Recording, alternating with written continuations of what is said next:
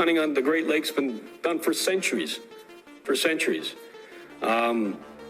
Some people's calling it killing and not hunting. This is not hunting, this is killing. Bylaw officers were saying that they're afraid to engage because they don't have a firearm to protect themselves.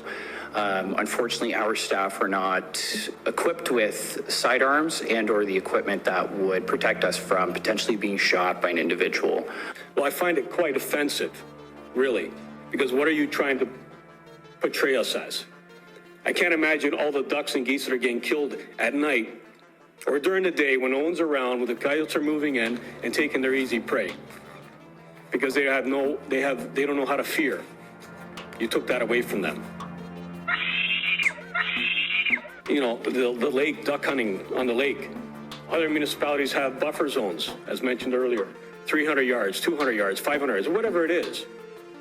I heard a meeting that, you know, you guys are just throwing out numbers, such as yourself. You said up to $100,000 fine for duck hunting on the lake. Okay, with 4,000 up to 100,000.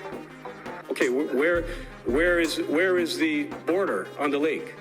You have a corridor from Grimsby right to Toronto. So anyone crossing in that area, like waiting for people on a dock to find them, how? They got an encased firearm. NRP and or our bylaw officers should be parked down there, waiting for people to arrive. You have to look at the facts. You have to educate yourself and look at the facts and why we need these bylaws. Not emotional reasons. This is all emotions. That's all it is. Because not everyone agrees with hunting and killing an animal. You know, they think their pork chop just comes out of the sky. Something's got to die to eat. And thankfully for hunters and gatherers from centuries, humans exist because of them. It's ridiculous. And I find it offensive and a discrimination against us. My son shoots Olympic trap shooting. He's going to keep competing in Texas. He's going to compete for the Canadian national team. Is that a criminal? He loves the sport of hunting. It's the safest sport around. Look at the statistics. We're not asking for much. Take a drive and you'll see all the suitable hunting areas in the town of Grimsby. If people think that feeding some bread to some geese and ducks in a park is adding to conservation, they're out to lunch. Because next time if you see a wild turkey or an elk in Ontario, you're welcome, because that's people like us. I'll put it to you like this. The only way, in my opinion, is to manage them. Is you have to hunt them. You're always going to get, in this room, there's a couple bad people here. You're always going to get a couple bad coyotes. You're always going to get that coyote that likes the taste of that dog or a taste of that cat. It's just how it is. I mean, it's just like, and I don't mean to gross people out, but I've seen newborn calves being born that are being eaten by coyotes. I've seen sheep. Sheep are dumb animals. Sheep will stand there and a coyote will eat it alive.